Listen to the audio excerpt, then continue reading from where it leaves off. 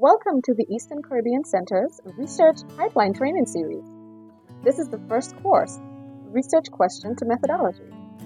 Our session today will be led by two experienced researchers from the University of the Virgin Islands. Their areas of expertise are population statistics, STEM education, and data science.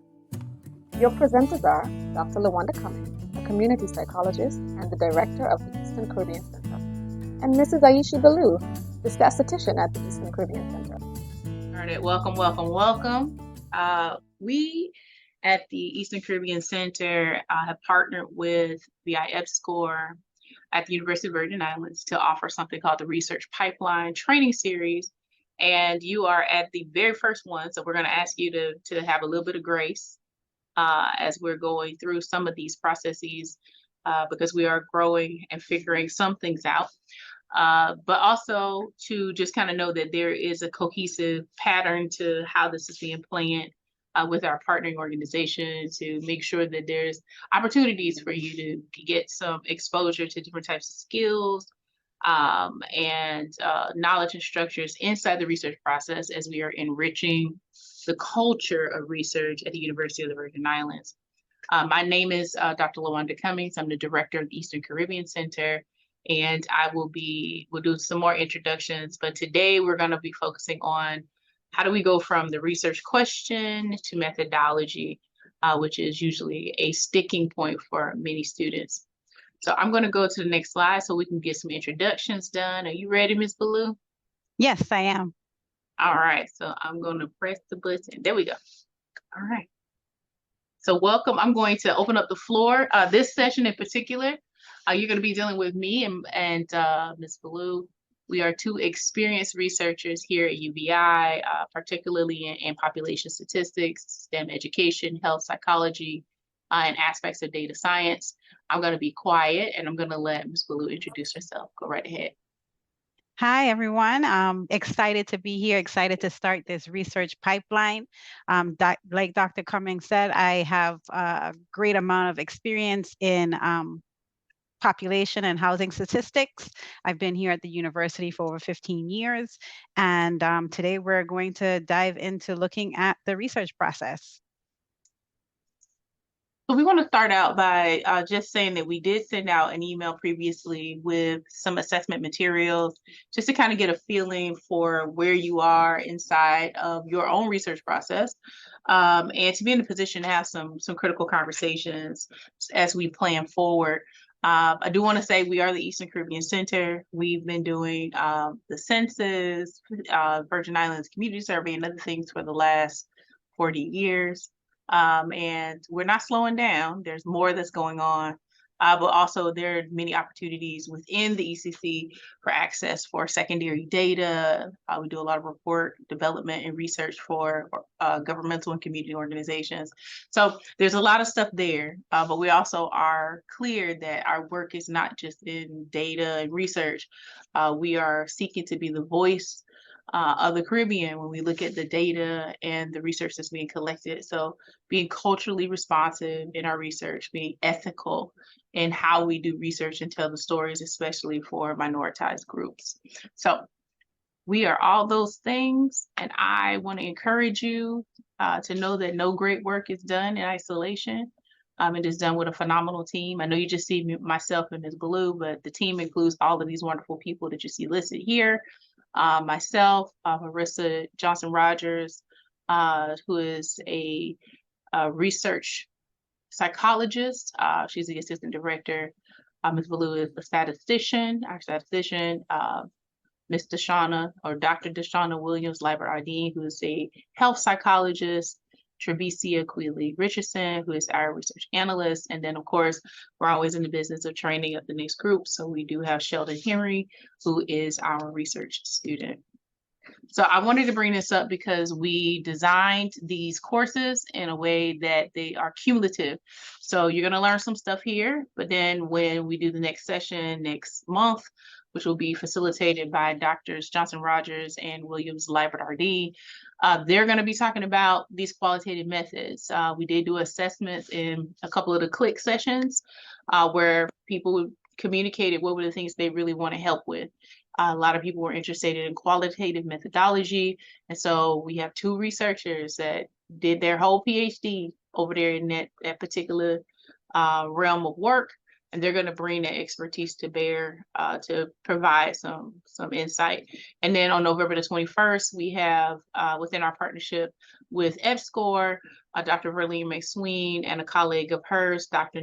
Nashika Edwards, that are going to be looking at how do you develop an interview protocol, whether that's formal or informal, and its utilization, how do we get the data, right? So do sign up for those additional opportunities to build out your capacity to do this work. So I might have to make this little so I can go back and go get the link. So I'm going to put the pre-assessment link inside this space. So just ignore what you see right now, just so that we're in a position that if you didn't get a chance to do the pre-assessment, that you'll get an opportunity to do that now. So I'm going to share that in chat. Okay. You got it, or you want me to do it? I think I did it. Okay, great. All right, so let me go back to the PowerPoint so that we can, y'all see I got all these windows open. It's not because I'm important, it's because I don't finish all my tasks, but we're working on it. Okay. So we're going to be specifically focusing on some learning objectives. And what I'm going to do is practice being quiet. I have a phenomenal collaborator. Aisha, would you like to go through our learning objectives? Sure. So glad everyone is here. This is not going to just be a session where we speak. I think Dr. Cummings has kind of let you know that this is going to be a time of learning for you, and not just learning by hearing, but learning by actually doing. So our learning objectives are threefold: to understand the concepts of research and to how to use the appropriate methodologies, to clarify and use steps for identifying a basic research topic, and to construct a clear problem statement, and then also to find that connection between the research questions and the methodologies for research. And these questions align perfectly with some of the feedback that we got in the pre-test, where you were talking about, yes, I need to understand how to articulate my research topic and also my research questions, and then how do I move from that to methodology. So we're going to be doing a lot of this work as we go along.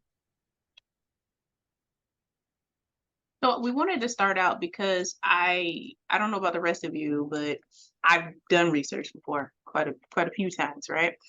But what ends up happening a lot of times when we engage in the process, especially as a student and you're learning, we run into some barriers around how do we do it.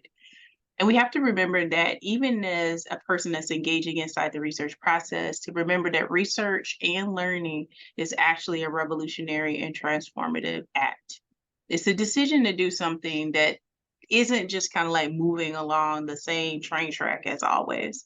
I love this quote by Dr. Carter G. Woodson, who wrote this in The Miseducation of the Negro. He said, when you control a man's thinking, you do not have to worry about his actions. He will find his proper place and will stay in it. You will not need to send him to a back door. He will go without being told. In fact, if there is no back door, he will protest until one is made for his use, or his education demands it. Part of what we do inside the research and the learning space is we begin to question what we may have been taught all our lives, what may be the social norms, what may be the way it's always been done. To start to ask the question around, is there a better way to understand this? Is there a different perspective that should have been applied? Are there variables that are not being considered? And the magic of the scientific and the research process is that because it's cyclic, right? Because there's a cycle around the research and the knowledge, we should always be making our way closer to something that's closer to the truth. And so what we want to do is to encourage you that as we're kind of unpacking some of this, to think about where you are. Wherever you are inside your research process, you're going to run into some moments where it's just like, this is hard, this is not fun, I got to read another article. You want me to rewrite this? Like all of that will become a part of this process, right? Because if it was really easy, everyone would be doing research, or everyone would have a degree, or everyone would have a PhD, right? Means that we're going to have to come to the table with something more than just this is something interesting to do. And one of the things that we know is a part of the research culture here at Georgia's at the University of the Virgin Islands is this idea around growth mindset. And it's really where we get to a place, according to Dweck, to understand that how we think about learning and how we think about these processes have a lot to do with how we're going to move forward, right? There's a lot of people who believe that maybe, either I'm good at math or I'm not. Either I'm good at writing or I'm not, right? And that is a part of a fixed mindset, where what we see in the literature is that if you have students who believe that intelligence is something that's innate, that doesn't change, that they also are the ones that become very discouraged when they're inside the process of learning. Because guess what, guys? A part of getting better at anything is that you kind of got to suck at it at some point so you can practice and then get better. But if you have a growth mindset, if you believe that the neurological capacity has potential for growth, then you understand that failure is actually the opportunity for you to reassess and to perfect a skill set, right? So some of the things that we know in fixed mindset: failure is a limit to my ability. I'm either good at it or not. My abilities are things that cannot change, right? And for those individuals, when they run into difficulty, they give up, all right? But you and us, we're going to be people that are practicing growth mindset. And that's when you just understand that you actually can learn anything that you want. But it's about effort and energy that's dedicated in that information. It's also understanding that challenges really just allow us to understand which muscle group, which cognitive, which capacities do we need to concentrate energy in so that it can be better. Understanding that feedback is constructive. And to quote one of the math teachers that I used to work with, that we are always, hopefully, in a position where we are failing forward, right? So if you're going to fall, don't fall backwards, fall forward, closer to the finish line, right? So when we think about that, we have to start dealing with what we know are the internal and external schemas. Now, schema in psychology means it's like a little group of generalized statements. Like, so anybody has little children or have been around little kids, you ever been in a car with them or going somewhere and they know the concept of dog, right? It's got a head, a tail, and 4 legs. And then they see a cow and it's a dog. And they see you on your hands and knees and you're a dog. Like everything fits into this really generalized schema. And in the same way, we have assumed beliefs that become a part of how we operate. It's things that we've learned. So I want you to look at the groups of people that I put on here. And inside the chat, can you just share maybe just one of the assumed beliefs about any of the groups that you see represented? And I'm going to look at the chat so we can report some of that out. Okay. Any shared beliefs about children, about Black men, about people with disabilities, about women, about individuals that are of the Muslim faith? And I'm looking to see. Black women are loud and ghetto. Yep. Elderly people are too old to work.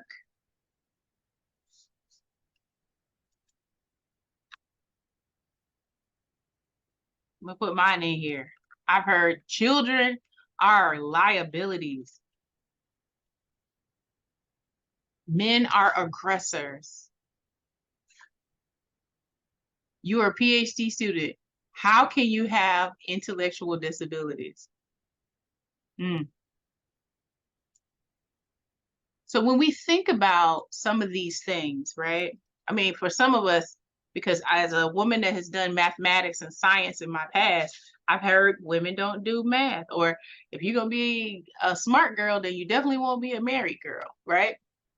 These are assumed beliefs, systems in which people and societies operate around some type of shared understanding. But it doesn't mean that it's actually true. And we have to understand that there's a difference between what is being communicated in the space around us, right? These social norms, and what may be the reality for us, right? I want you to pause for a second and just acknowledge, first of all, that social schemas are things that we all learn. We all inside the water, right? We're all swimming around in this space where there are conversations around men as aggressors, old people not being good in people to hire for jobs, for us to be thinking about Black women who may be passionate and that being translated as being ghetto or loud, or that learning disabilities become, or any type of disability become things that bar us from the rest of our lives. And those schemas are really because, just like the little kid that said, if it has 4 legs, a head and a tail is a dog, right? It is the implication for us to participate in oversimplification, to categorize groups, but understand that those are socially bound understandings. And guess what that means? It means we can change it.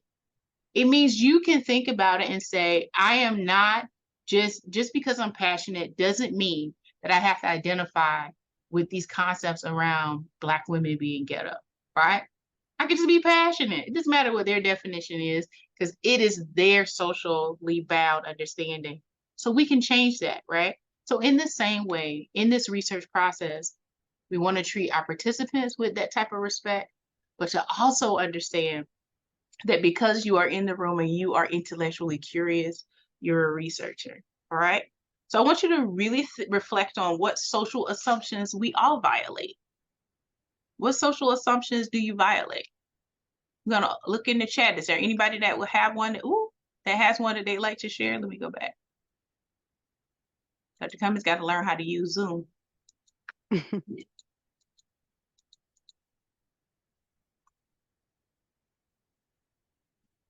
Does anybody have one that they would like to share? And a social belief that they are violating right now? Well, I'm a Black woman that does statistics.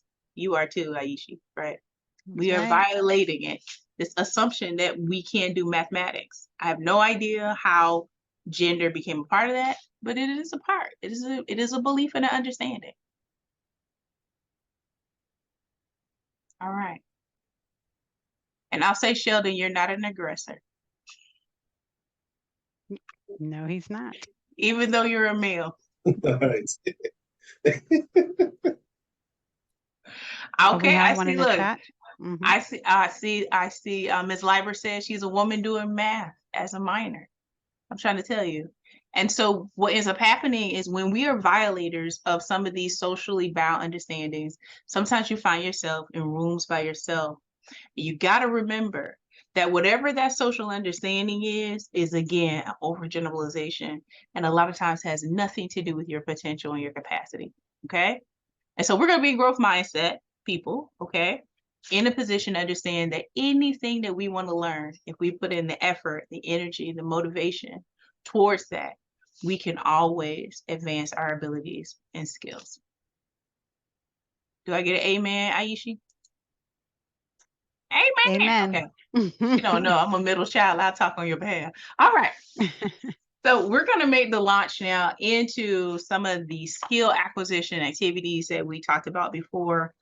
And the main one of those is just really understanding how do we create language around research purpose, research question, and understanding how those things are connected to a methodology. The first thing we want to really point out is that research has a purpose.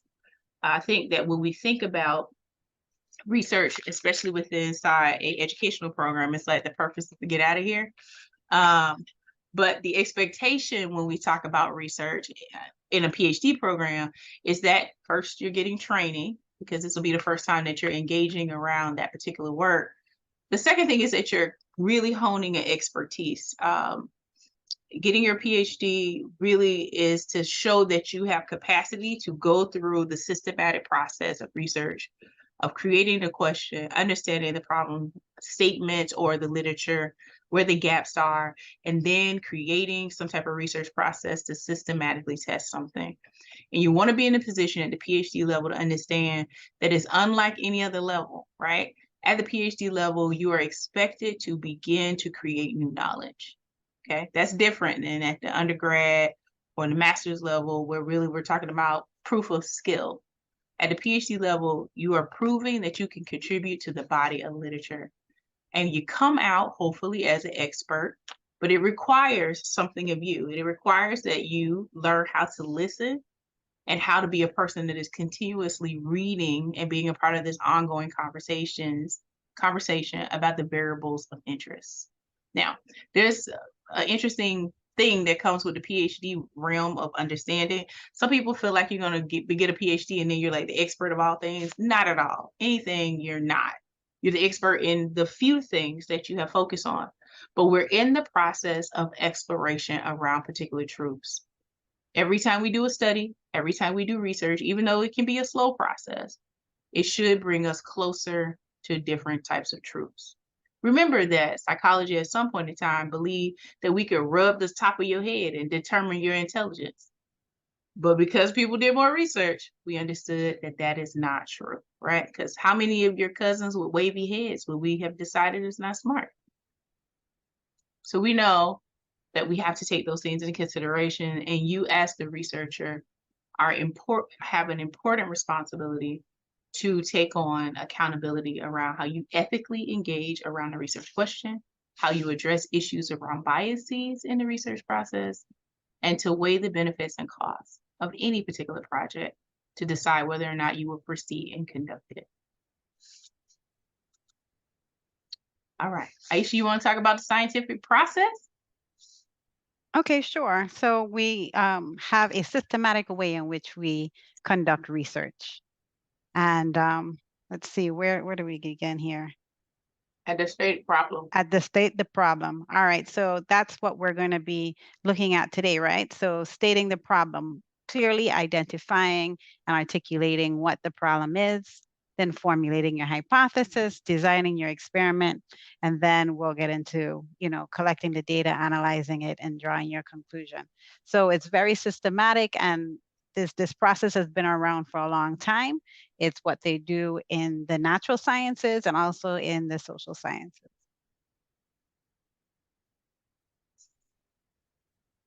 So when we talk about what you're going to be doing inside your PhD program, hopefully you'll see there's some similarities, right? You're going to be looking at how to define the problem. We're going to spend some time doing that together in just a couple minutes. And part of that will be you going to dig into the literature and understand what is going on in those spaces. You'll be in a position, hopefully, in the midst of this, to start thinking about, if I think about the problem and what my question and what's happening in the literature, to then choose a particular research design that will fit your question.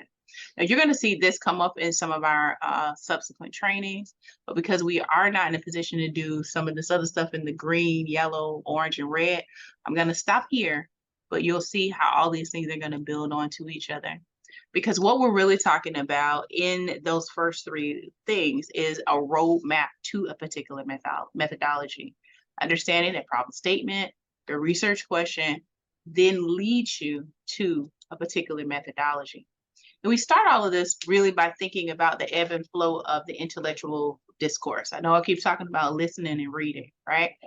Part of this is going to require that you begin thinking about how to read the literature to understand the variables of interest. It allows you capacity to map theories and variables to understand how things are related. And you want to always be in a position to think about how do you want to manage all the citations, because the people that are contributing to this pathway to understanding will show up in your literature review and your methodology and discussion section. So think of them as the phone numbers that you need to write down, the people you're going to have to reach out to again. One of the things I always tell students is when I was a young child, I understood that if I really wanted to know the juice on what was going on in the family, that you had to learn how to sit in the back of the room and maybe peel a potato and listen in to the little old ladies that would be talking in the kitchen. And inside that space, I could be quiet and I could learn things about what was going on in the family. The issue is that if I spoke up too soon in the conversation, I would get kicked out of the room. right? Same thing happens in your literature review and your writing. If you're too quick to express an idea, but have not done the work to listen and understand all of the details around how these variables are related, then people will say, no, your research is not valid because you did not do the work of understanding what was really happening, right? The other thing is being in a position to think these things through, because when we write and you're in a position to say, oh no, this particular theorist said this in 2020, right? It gives credence to whatever type of argument you're presenting. The example I was giving Ms. Ballou is when I would go outside and I'd be like, yeah, that's not so-and-so girlfriend. And then my cousin would say, no, that is. And I would say, nope, I heard Big Mama say. Notice the citation is that Big Mama said it. So it doesn't matter if they want to believe me. The question then, or the weight becomes, do you believe Big Mama, right? So in the same way, as we immerse ourselves in the literature, we find ourselves now in a position to start thinking about what is the particular problem, situation, circumstance, or way of thinking about a concept that we now are ready to address. We found that there's a limitation. And I always encourage students that even in this process, reading the literature and being like, hey, how does that apply to particular populations? What's missing in understanding this particular variable needs to be a part of how you're thinking about it. And the good thing is that in social sciences, at the end of every article, there's a discussion section that always has limitations and recommendations. Okay, so let's look at this, which came from Cresswell, book that talks about how to write up a qualitative statement. And we shared a resource before you came in, so you can kind of have that as well. But a qualitative purpose statement should be scripted like this, and it has some particular components that are important, right? Where you're talking about the purpose of the study, and you tell us what it is. What's your strategy of inquiry? Are you looking at a particular way of looking at this, right?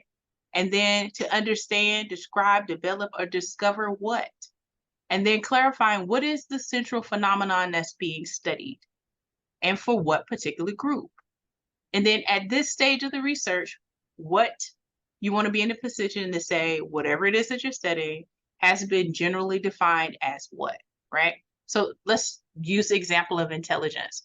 The purpose of this particular inquiry, let's say we're going to do a case study, right, is to understand how or that intelligence, right?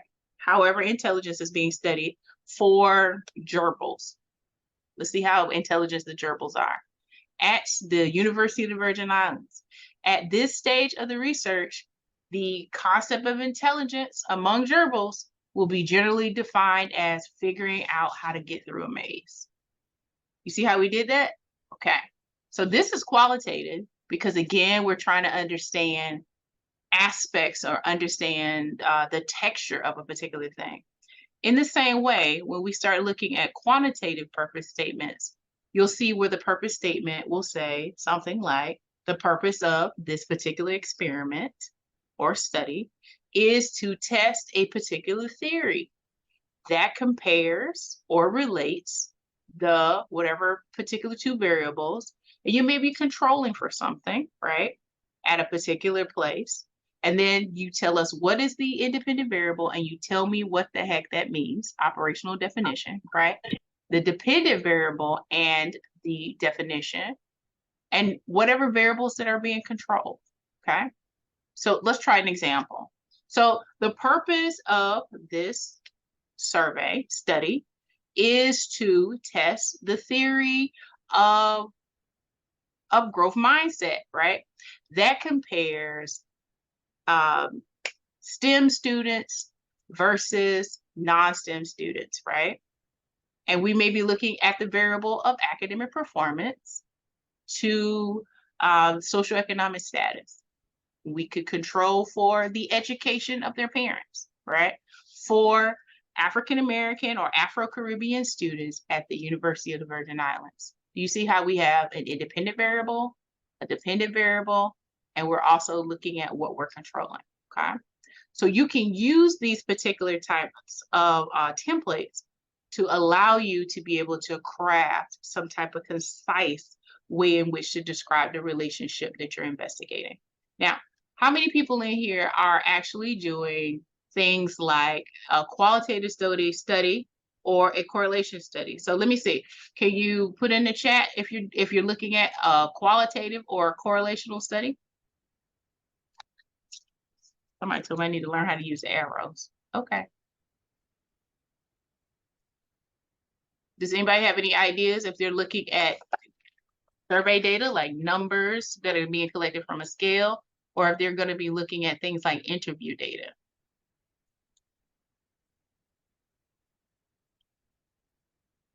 Okay. All right. Well, it doesn't matter. What we're going to do now is we're going to take a couple minutes to actually try to work on a purpose statement. You guys ready? Let me see. I see somebody put something in here. I see survey data. How are we going to do this? Are we going to do it in a breakout room all together? I think we should do it all together. It's only a couple people in here today. Okay. All right. So I'm going to pull the link in, and we can actually type into my document that I shared with you guys. It's just a couple of us anyway. If it'll let me out. There we go. All right. So we're going to get ready to jump right into the materials. I'm going to put a link in so that we can attempt the purpose statement. So if you're thinking about doing something that's going to be like a quantitative or qualitative, I want you to just type right underneath, and then you can go right into this Google file, and we'll all attempt to be working on some type of statement. All right, and then I'll set a timer so we can do it, and then we'll be able to look at it in real time on the screen. All right, y'all ready? Okay, so let me just see if I understand. So each person is going to take a template and fill it in? We're going to go in the same assignment. Just write your name first and then attempt your purpose statement underneath. So either quantitative or qualitative. And I'm going to share the screen so that they can see what we're working on. All right, can y'all see? I'm trying to see if anybody's joined us.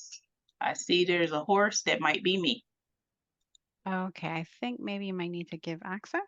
Let's see. Oh, it's acting crazy. We can see it, but to jump on it. Oh, it does say viewer. Sorry, guys. Let me copy the link in and I'll do it one more time. I apologize. Okay.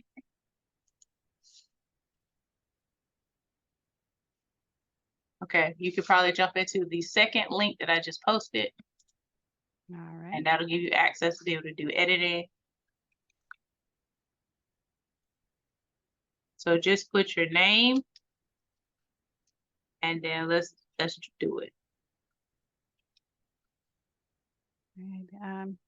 Kian, I know you joined on first, so we got to meet briefly. Are you on the shared document? Were you able to get in? Okay, I'm trying. I tried the first one. I wasn't getting access. I'm trying the second link. Okay, Here, great. the second one should work. It was me being Okay, I am in now. You're in now. Okay, Okay, what so about you, I Miss just Young? Oh, go ahead. I'm sorry. yeah, I was just checking on the rest. Miss Young, oh, how about you? Are you in? Have you been able to get in? Is that Lena or Lena? You're on mute.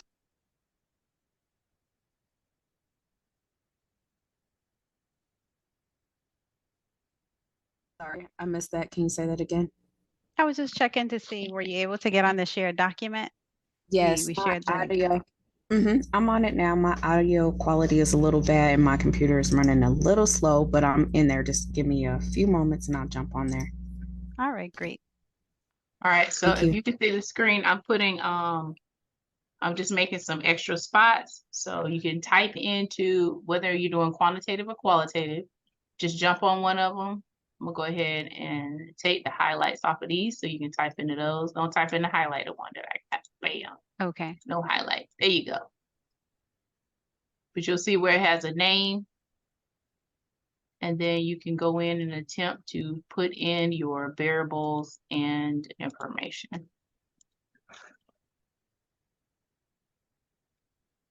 And also, Dr. Cummins, we do have some undergraduate students with us too. Just letting you know. Hi, everybody. Undergraduates, I like y'all too. All right, so if you jump in, I want you to just be thinking about what it is that you're interested in for your research and thinking about where are some gaps in the understanding around the concept. And then let's attempt these purpose statements.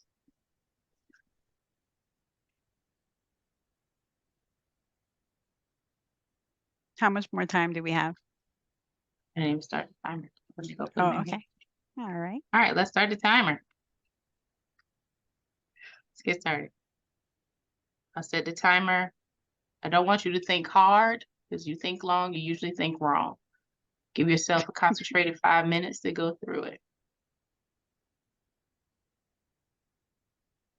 Start it up.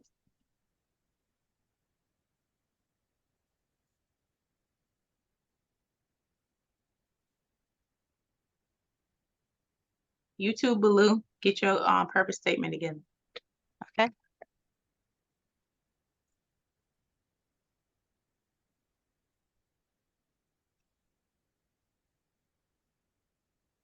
I'm going to jump over to the quantitative.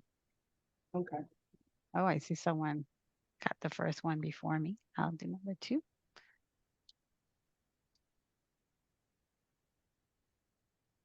Yeah, I see the anonymous crow.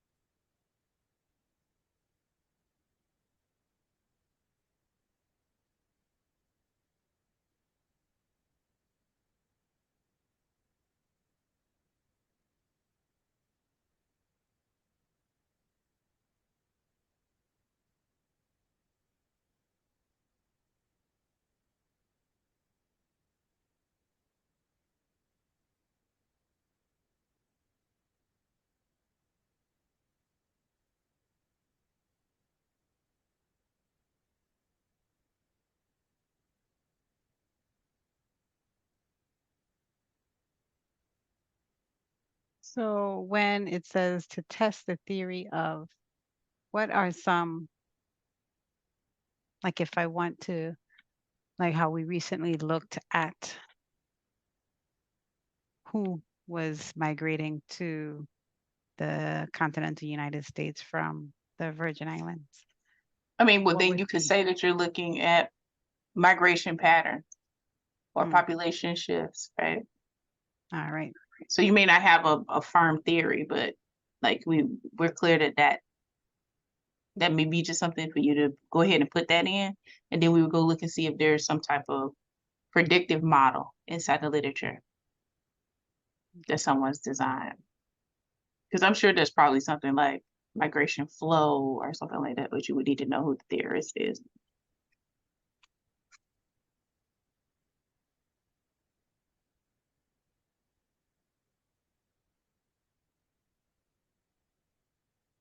Oh, some of this is exciting. Come on, creating an inclusive space in society. Come on now.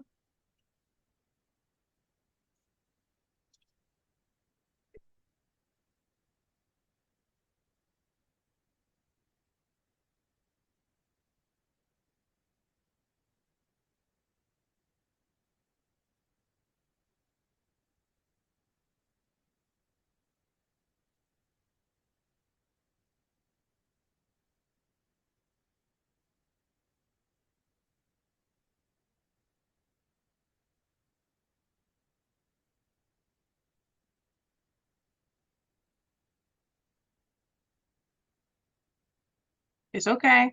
We're not expecting you to be able to get it all figured out in the session, guys. But remember what I told you. You think long, you think wrong. Put whatever thoughts that you have right now there. No. Yes. Mm-hmm. No, I'm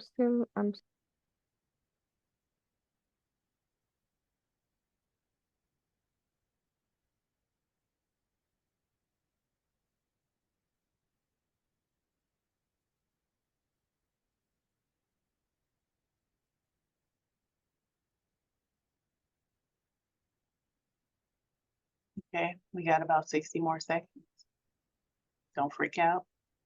Just fill in the slots you can.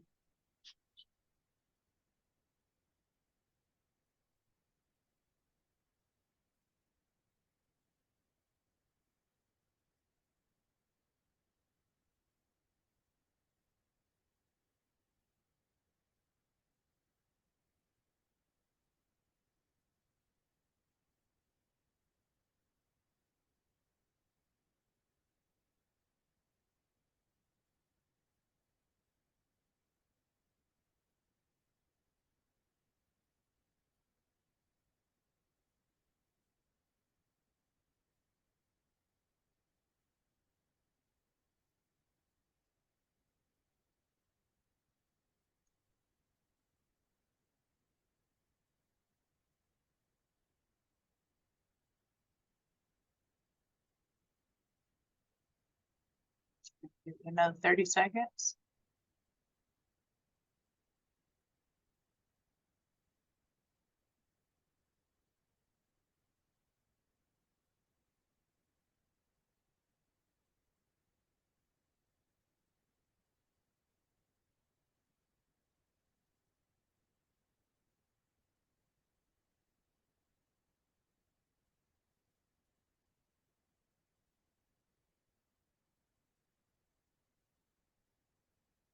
Okay, pause. All right. So now we're going to jump over. I want you to hold on to what you got there. Mm-hmm. And we're going to jump back over to the PowerPoint. Now, what we're going to do next is to take a little bit of time so we can reflect on what this process was for you. Okay. So here we are. We had this whole, well, not yet. Okay. So you had the purpose statement that you've been working on.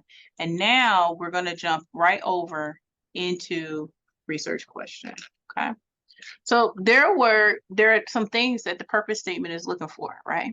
If you're doing quantitative, it's looking for you to understand what are the couple of variables that you need to be considering, right? If you're looking at qualitative, it's asking you to really have a grasp around what is the central phenomenon and how do you want to approach being able to understand that. Now, when you're in a position to clarify that, you're then able to move into the research question domain. And so research questions really is the succinct way in which we say, this is how I'm going to assess a particular phenomenon, right? It's the one sentence. If this was a novel, it would be your thesis statement, right? So we have a couple scripts that we're providing as well for how to build out a research question. So here's a script for a qualitative central question. And that would be like how or what is you tell me, is it the story? Is it how we understand something? Is it the meaning of a particular phenomenon? Is it a particular theory or understanding or sharing within a particular culture or issue? So when we look at a case study of, again, your central phenomenon, so that could be intelligence. We talked about that before. For our participants would be gerbils at UVI, right? So in the same way, whatever your question is that you were formulating in the problem statement, I want you to think about, are you trying to understand how it's functioning or being in a position to define aspects of what it is? And then how are we trying to understand it? Are you trying to understand the story of it? Are you trying to understanding the meaning for the people who are experiencing it? Are you trying to understand process or how it may be integrated into people's cultural or shared understanding? Or is it an issue that we need to focus on to kind of understand for a particular group of people? Okay. Hi, So that's Dr. what Cummings. I was trying to share this slide, but I couldn't do it. it's not showing. Oh, I Lord. don't see it. Do you see it? Does anyone see it? Let me go and check and see if I'm being myself. It is share my screen. Okay, here it is, everybody. Can you see it? All right, there we go. Yes. All right. So you see what we're talking about? You want to be in a position in the qualitative domain to be thinking about the how or the what. Remember that qualitative research it's the exploratory, right? To prove some type of evidence of that particular thing. Yes, well, no, I'm gonna give you another link to another document for the research question. We should just put it in the same thing. What you think, That's Madam fine. Baloo? Yeah, we could just scroll it down. Okay. And just post Yes, it in I'll there. just pull it over. So we talked about this for qualitative, and for the individuals that are going to be doing survey data, things that are going to be quantitative in nature, here are some ways in which we frame out a quantitative question. And that would be, and you figure out what your particular concept is. I'm going to steal Miss Baloo's. Does migration patterns in the Caribbean explain the relationship between, you can pick your independent and dependent variable. So independent variable could be, population distribution and economic capacity, controlling for the effects of, you can pick something like brain drain, right? And when we're in the position that we clear up the question in that way, it automatically gives us what we need in regards to the null hypothesis. And that would be where we're just saying, I don't think there's any significant difference, right, between the people who stay and the people who migrate away. Does that make sense? Okay. So we're going to move into the same document. So jump into the same document you were in before. And we're going to go in, and I'll bring the scripts over so that we can attempt to, I'm so glad that I put all these things in paper. We're going to go into the same document, and then you can apply the script into that space. As soon as it lets me over. Okay. So I'm putting in is this a quant? I see it. All right, here we go. B. I think this is the quant. Q-U-A-N-T. Okay, so quanters, y'all can get on in there. And then I'll put the fall over in just a second. Grabbing it. All right, I'll copy and paste it a couple times without Thank the you. highlights. Control C. Here we are. I'm gonna come pull up this above the qual.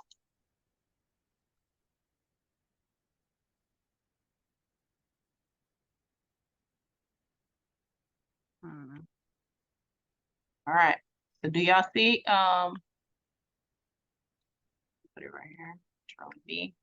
All right, qualitative. I'm gonna make a couple copies of this so then you can go in and attempt your question. Copy.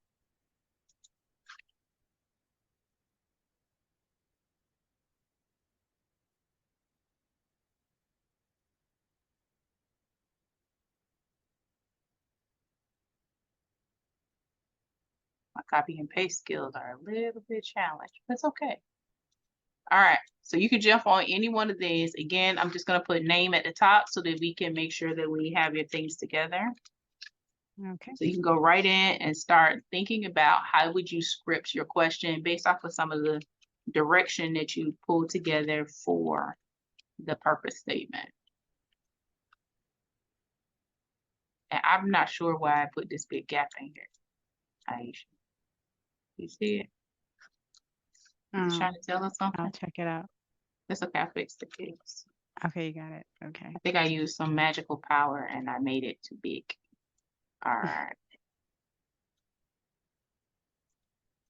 All right, so I'm gonna go ahead and start the timer. Again, if you think long, what do you do? Think wrong. I got it. All right, so I'm gonna go ahead and start us out. Reset. Let's go.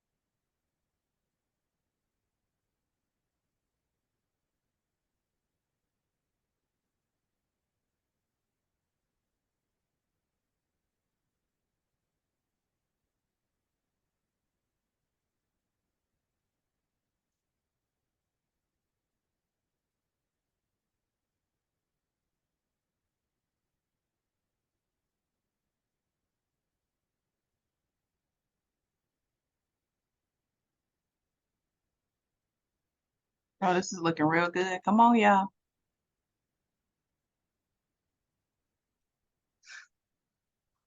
Good work. Put out here in quant land.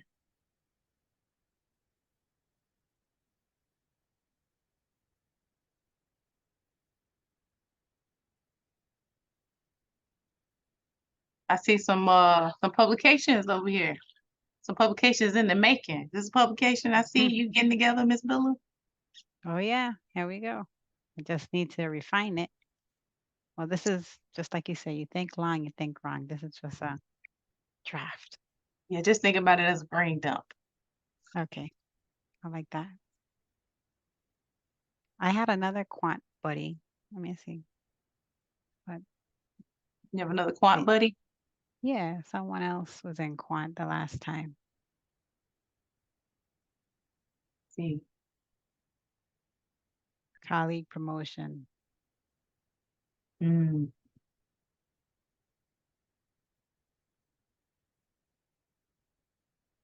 Was that you, Deshauna?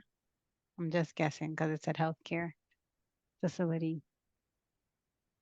Yeah, y'all got about 60-ish more seconds. So Yeah. dump, dump, dump, dump. Dump, dump, dump. Okay.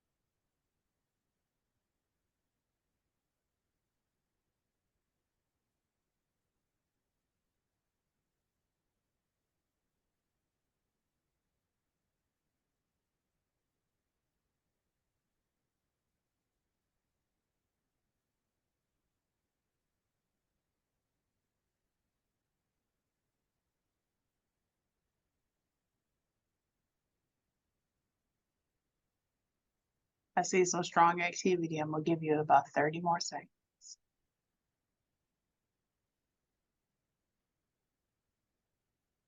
I see Miss Young got time to go back and do edits.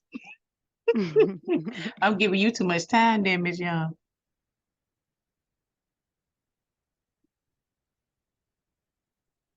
All right, we got about 10 more seconds. Thanks for the extra time. I needed it. Both the people completed some thoughts.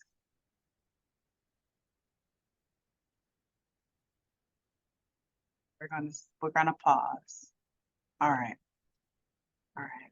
So everybody take a Look deep how breath. 1 hour just passed so quickly. Take a deep breath. We're so very elated that you took the time to kind of go through that process. And I just want to take a minute so we can just do a little bit of brief discussion before we kick you out the room. Okay, you ready?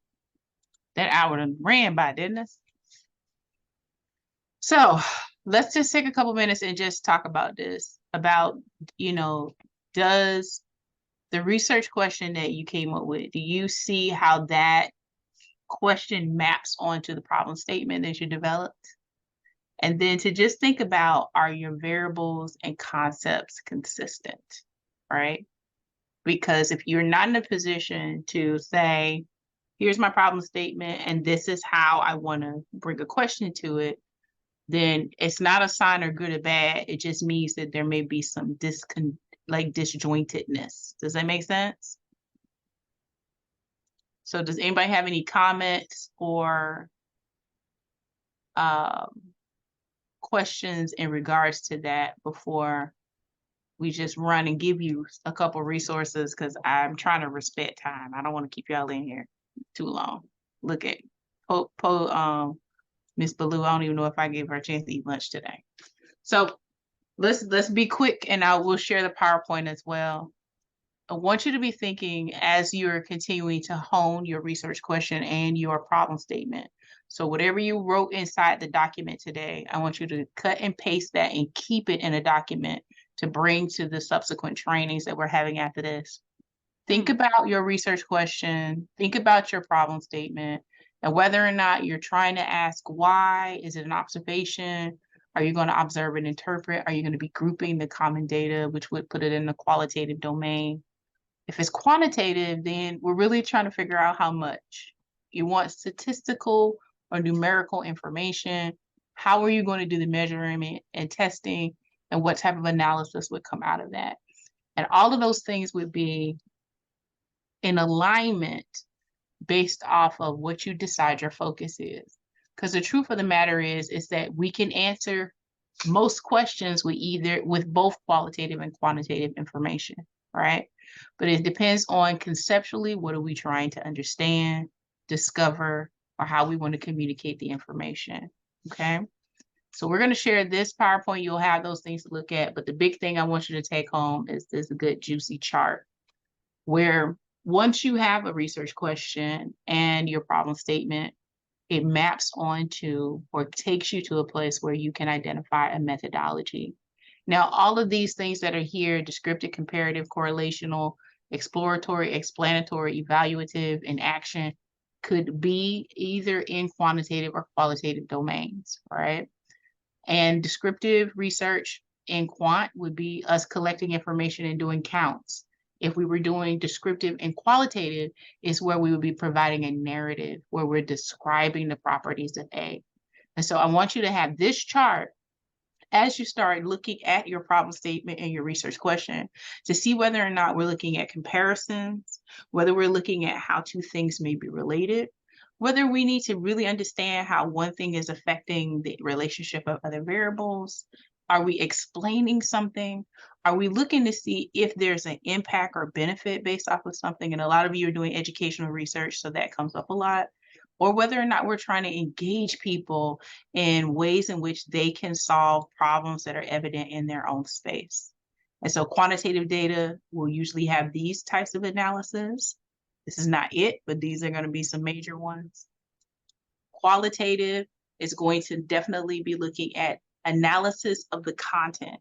So whether that's narrative, discourse, thematic, or grounded theory, usually you're going to have the data speaking to the researcher so that we're creating some type of textual understanding of a phenomenon that's being experienced.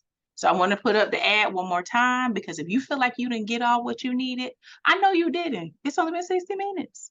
Go ahead and register so you can be a part of the next training where it looks like the majority of people were looking at qualitative ways in which to do the data exploration, okay?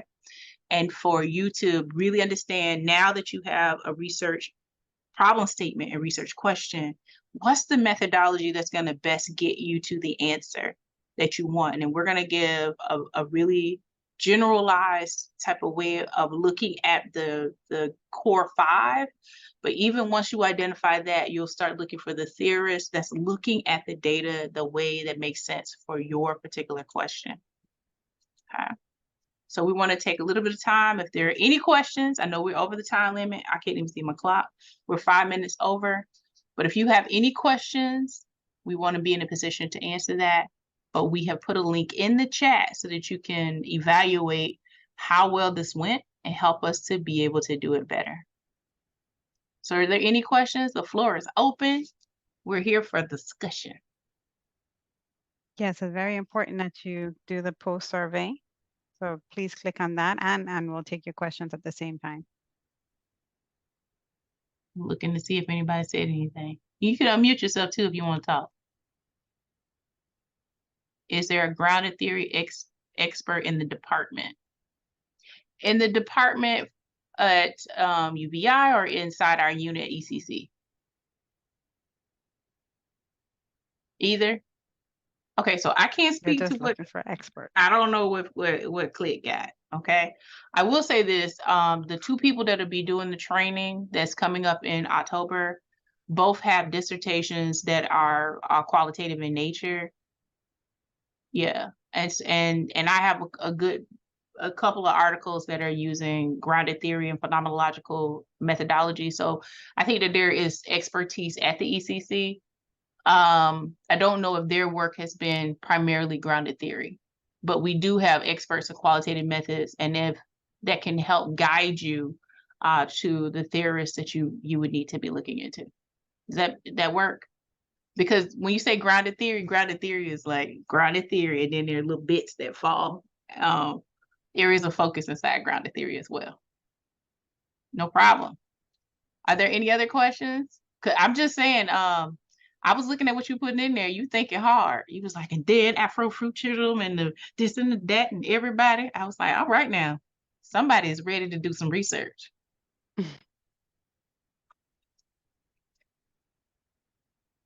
I understand. And I'm a fan of Afrofuturism myself. So I was like, I'm excited to see what's going to come out of this. All right. Is there anyone else that has questions, comments? Please fill out the evaluation. We're trying to make sure that we're building something that makes sense and that's going to be beneficial to the participants.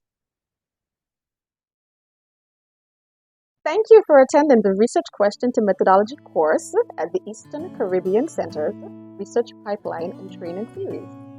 We look forward to seeing you at the Introduction to Qualitative Research Methodologies with presenters Dr. Marissa Johnson-Rogers, a research psychologist and assistant director at the Eastern Caribbean Center, and Dr. Deshona Williams-Libert-O'Dane, a health psychologist and research analyst at the Eastern Caribbean Center. Bye!